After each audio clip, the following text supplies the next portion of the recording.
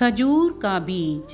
एक दफ़ा का जिक्र है, एक छोटे से गांव में एक नेक बच्चा रहता था जिसका नाम हमज़ा था।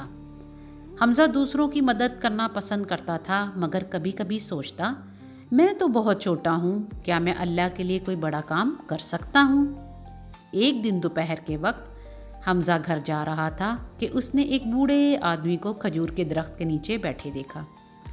बूढ़ा आदमी थका हुआ और भूखा लग रहा था।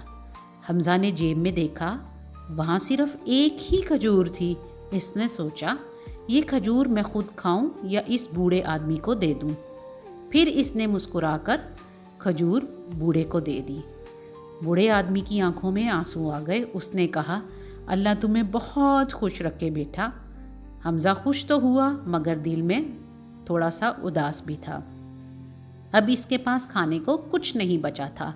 इसने हाथ में मौजूद खजूर के बीज को देखा और सोचा, इस छोटे से बीज से क्या बनेगा।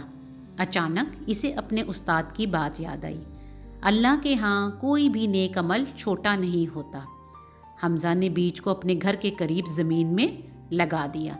वो रोज़ाना इसे पानी देता और कहता, बिस्मिल्लाह।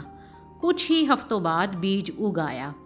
पौधा बढ़ता गया, यहाँ तक कि एक बड़ा दरख्त बन गया। कुछ सालों के बाद इस दरख्त ने मीठे मीठे खजूर दिए।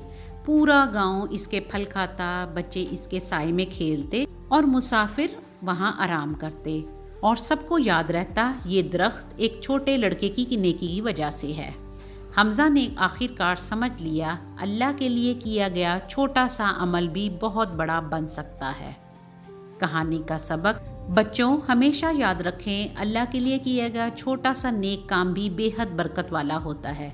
अगर आपको आज की कहानी अच्छी लगे, चैनल को लाइक, सब्सक्राइब और शेयर कीजिए ताकि इसी तरह अच्छी कहानियाँ आपको मिल सके। आप सबके देखने का बहुत शुक्रिया।